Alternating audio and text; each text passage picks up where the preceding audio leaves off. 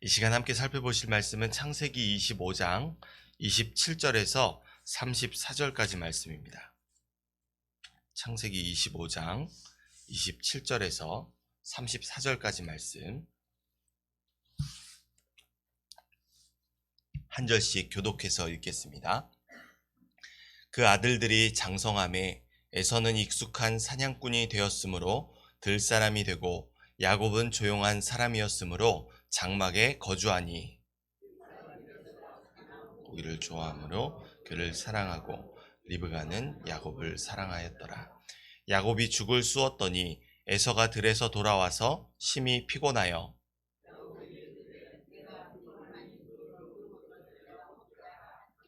그러므로 에서의 별명은 에돔이었다.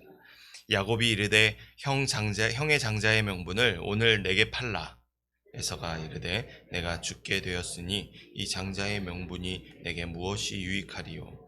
야곱이 이르되 오늘 내게 맹세하라. 에서가 맹세하고 장자의 명분을 야곱에게 판지라. 야곱이 떡과 팥죽을 에서에게 주매 에서가 먹으며 마시고 일어나 갔으니 에서가 장자의 명분을 가볍게 여김이었더라. 아멘. 할렐루야.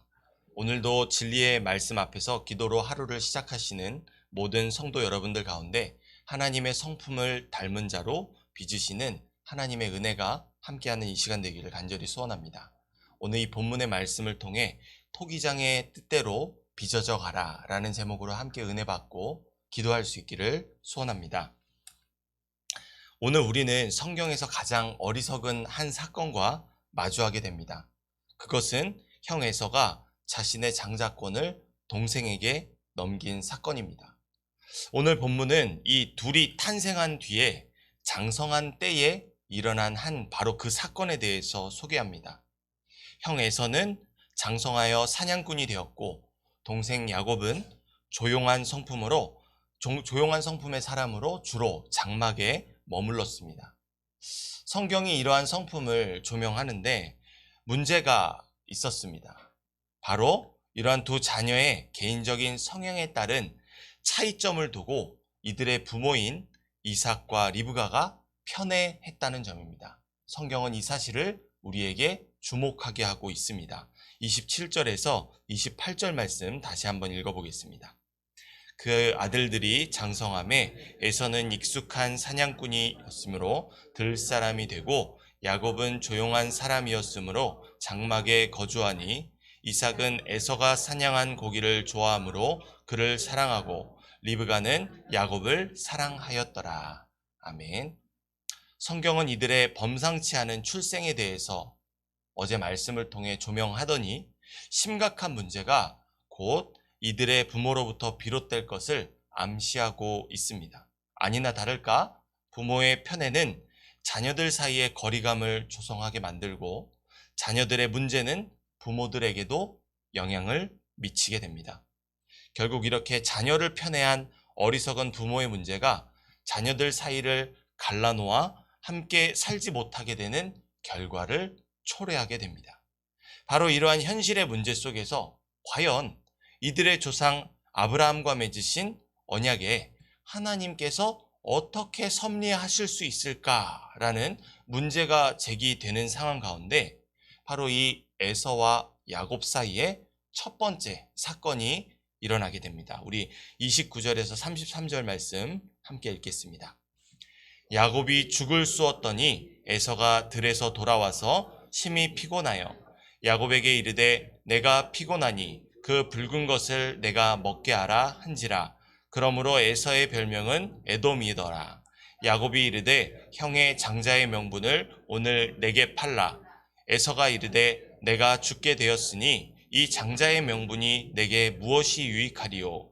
야곱이 이르되 오늘 내게 맹세하라. 에서가 맹세하고 장자의 명분을 야곱에게 판지라. 아멘. 들에서 사냥하기를 즐기는 형 에서가 허기진 채 피곤한 모습으로 동생 야곱에게 나타납니다. 형 에서가 겪고 있는 그 배고픔이 얼마나 컸으면 자신이 죽게 되었다고 말하며 동생 야곱에게 그가 만든 붉은 죽을 내놓으라고 요구합니다. 그러자 야곱은 이때를 기회로 삼아 자신에게 있는 죽을 줄 테니 대뜸 형에게 있는 장자의 명분을 요구합니다. 그리고 장자의 명분을 배고픔보다 귀하게 여기지 않은 에서는 붉은 죽 한 그릇에 장자의 명분을 넘기게 됩니다. 이렇게 25장이 마치고 26장에서는 이들의 아버지 이삭의 이야기가 나오고 다시 27장에서 에서와 야곱의 이야기가 등장하게 되는데, 성경이 마치 그냥 덮어두고 넘어가려고 하는 이 사건은 우리가 주의 깊게 살펴보아야 할 점들이 너무나도 많습니다. 에서가 장자의 명분을 너무도 쉽게 포기한 이 사건에는 여러 의미가 내포되어 있습니다. 무엇보다 에서는 자신에게 주어진 장자의 명분을 가볍게 여김으로 장자로서의 권한과 책임에 주의를 기울이지 않았습니다. 당시에 장자란 아버지의 상속권을 보장받는 동시에 장자로서의 의무도 따랐던 매우 중요한 자리입니다. 하지만 에서는 아버지의 재산을 상속받는 일에 관심이 있을지언정 자신에게 주어지는 의무에 대해서는 무관심한 태도를 성경에서 보여줍니다. 이러한 사실이 이후에 에서가 아내를 얻는 상황 중에 나타나게 되는데, 훗날 에서는 아브라함이 이삭의 아내를 구했던 것처럼 친족이 아닌 이방인 족속의 햇사람 중에서 아내를 맞이하여 부모의 근심거리를 얻게 합니다. 이는 하나님의 언약 아래에 있는 자로서 신앙의 원리가 아닌 자신의 눈에 흡족한 상대와 결혼한 것으로 아브라함과 이삭의 그 언약 아래에 있는 자녀로서 취해야 할 태도가 결코 아니었습니다. 또한 에서가 장자의 명분을 가볍게 여긴 것은 아버지에 대한 태도뿐만 아니라 하나님에 대한 불신앙의 태도였습니다. 성경에서 장자는 하나님께 구별되어 바쳐진 존재로 여겨집니다. 하나님은 이들 장자들로 구원의 역사를 이루어 가시기 때문입니다.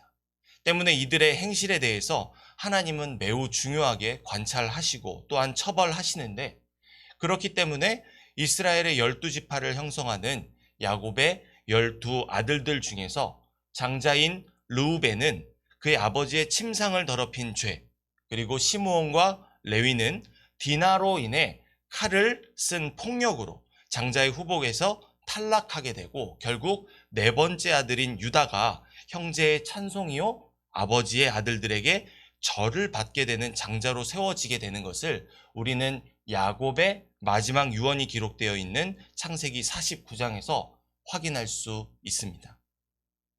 그렇다면 성경은 아브라함에서 이삭으로 이어지고 그리고 장자 에서를 통해 이루실 하나님의 구원 사역에 대해 아무런 관심이 없는 이 에서에 대해서 어떻게 평가할까요?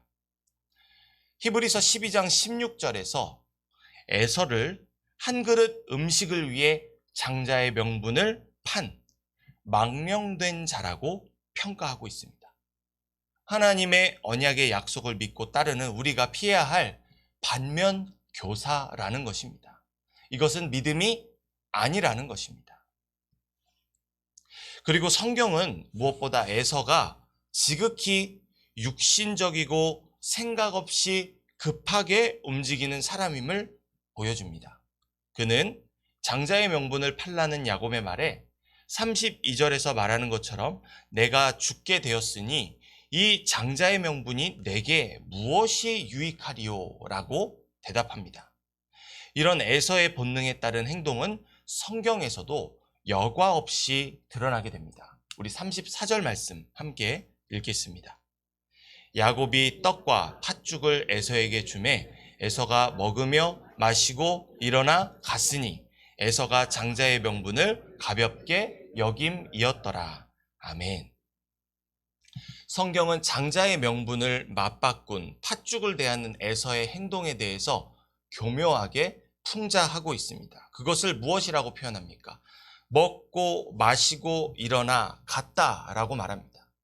이 부분을 히브리어로 제가 좀 살펴보니 네 가지 동작이 일사불란하고 동시다발적으로 일어났다는 점을 부각되게끔 기록되어 있습니다. 이것이 무엇을 의미하겠습니까? 그에게는 아무런 고민이 없었다는 것입니다. 육신의 욕구를 만족하기 위해 하나님의 구원의 방편이자 자신에게 주어진 장자로서의 특권 따위는 안중에도 없었다는 것입니다. 하나님의 뜻은 나의 육신의 욕구보다 미치지 못하는 것이라는 겁니다. 이러한 에서의 모습에서 우리는 육신의 정욕에 빠져 하나님의 말씀이나 영적인 가치를 무시하는 사람들의 특징을 발견하게 됩니다. 일상의 먹고 마시는 문제 때문에 혹은 육체나 세상에 속한 것들을 사랑해서 하나님께서 주신 영적인 특권과 의무를 상실하는 사람들이 생각보다 많습니다.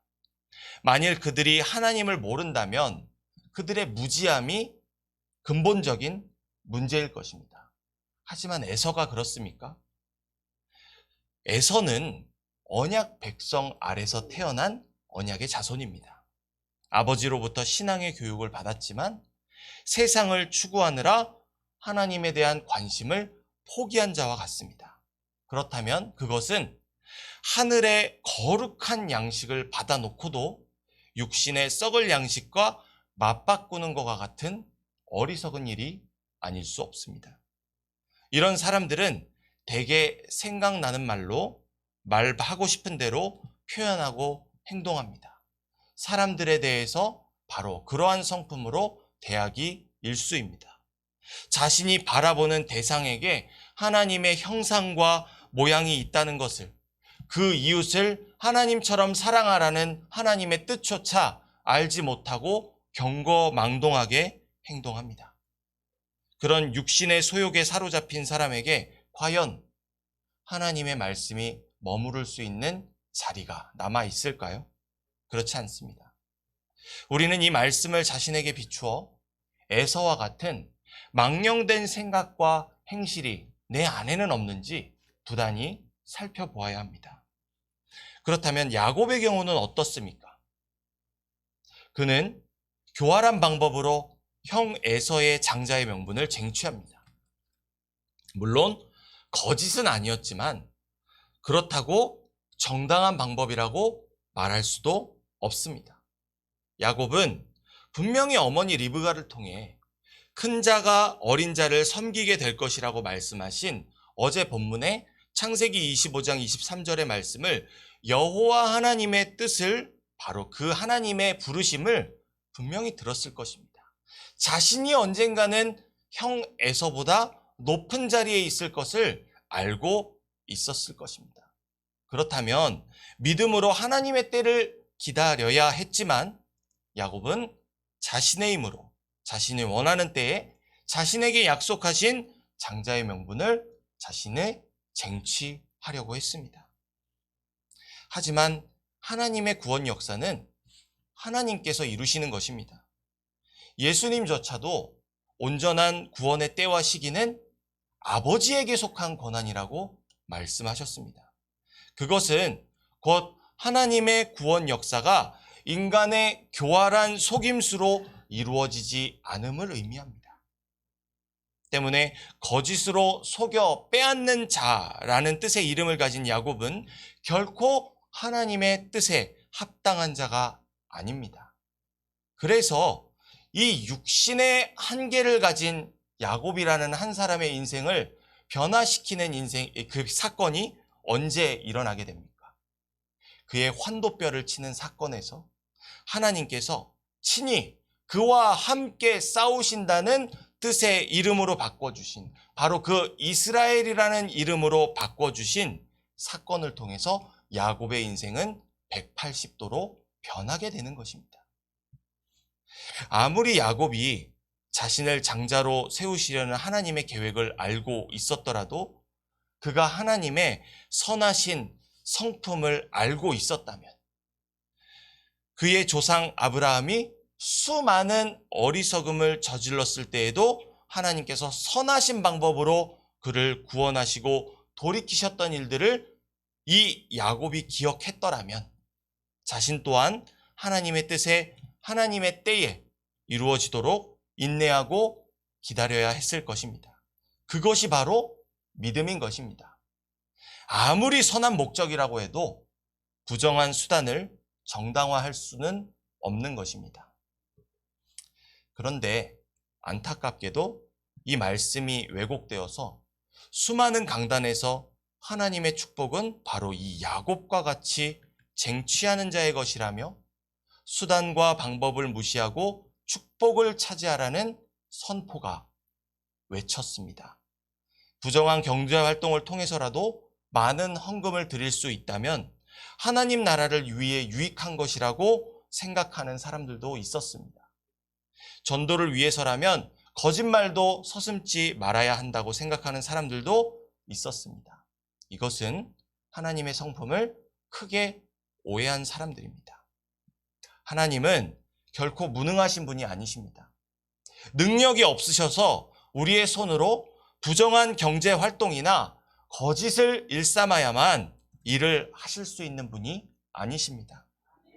하나님의 뜻은 오직 하나님의 은혜를 따라 하나님의 주도하에 정당한 방법을 통해 성취되는 것입니다. 그런데 자신의 의지와 자신의 지식, 노력으로 하나님의 일이라고 말하면서 모든 것을 자신의 힘으로 이루려는 그런 사람들은 근본적으로 하나님을 제대로 알지도 못하는 사람이며 하나님을 이용하려는 사람일 뿐입니다. 사랑하는 성도 여러분, 결코 우리는 그런 사람이 되어서는 안 됩니다. 여러 가지의 이 의미심장한 말씀들을 하나님은 오늘 우리에게 전하십니다. 오늘 우리는 하나님의 뜻을 무시하려는 모습의 에서와 하나님의 뜻을 자신의 힘으로 이루려는 야곱의 두 경우를 모두 다 살펴보았습니다. 결론적으로 이 두 경우 모두 하나님께서 진정으로 원하시는 방법이 아니라는 것은 분명합니다. 아브라함과 맺으신 언약의 약속을 하나님께서 이루시기 위해선 하나님의 뜻에 역행하는 에서와 야곱에게 기적과 같은 은혜가 일어나지 않으면 안 된다는 이들의 한계만이 여실하게 드러날 뿐입니다. 그렇다면 오늘 이 본문의 말씀을 통해 하나님께서 우리에게 원하시는 것은 과연 무엇일까요? 미가서 6장 8절에 이런 말씀이 기록되어 있습니다. 제가 읽어드리겠습니다. 사람아, 주께서 선한 것이 무엇임을 내게 보이셨나니 여호와께서 내게 구하시는 것은 오직 정의를 행하며 인자를 사랑하며 겸손하게 내 하나님과 함께 행하는 것이 아니냐. 아멘. 하나님은 우리가 이러한 것을 실천하기를 원하십니다. 정의를 실천하기 원하십니까? 이웃에게 행하시기 바랍니다. 인자를 사랑하시기 원하십니까? 죄인을 사랑하신 독생하신 아들 예수마저도 내어주신 바로 그 하나님의 사랑을 실천하시기 바랍니다. 그리고 교만하게 행하지 않고 겸손하게 하나님과 동행하시기 바랍니다. 그것이 바로 희생과 순종과 섬김과 헌신으로 하나님의 성품을 이 땅 가운데에서 이루어가며 살아가는 하나님의 나라를 유업으로 이룰 자의 합당한 성품인 줄 믿습니다. 이것이 바로 죄 많은 세상을 능히 구원의 길로 인도하는 하나님의 성품이요, 오늘 우리에게서 발견하기 원하시는 하나님의 성품입니다. 하나님께서 우리를 세상으로 파송하시는 이 월요일 첫 시간에 주신 이 말씀을 의지하며 더욱 우리 자신을 내려놓고 하나님이 원하시는 성품으로 나 자신이 빚어질 수 있기를 소원합니다. 우리는 토기장이이신 하나님의 뜻대로 빚어져야 할 질그릇 보배입니다. 나를 내려놓고 내 안에 예수님께서 사시기를 간절히 간구하는 이 시간이 되기를 소원합니다. 예수님처럼 살기를 다짐하며 그분의 희생과 순종과 섬김과 헌신이 우리의 삶으로 열매 맺혀질 수 있기를 소원합니다. 그런 우리 가운데 거짓을 말하는 자신의 능력으로 살아가려고 했던 야곱의 연약함마저도 하나님께서 친히 싸워 주시는 이스라엘로 변화시킨 하나님의 능력이 임하게 될 줄 믿습니다. 이러한 은혜가 하나님의 말씀을 의지하며 기도하는 모든 성도 여러분들 가운데 함께 하시기를 간절히 소원합니다. 기도하겠습니다.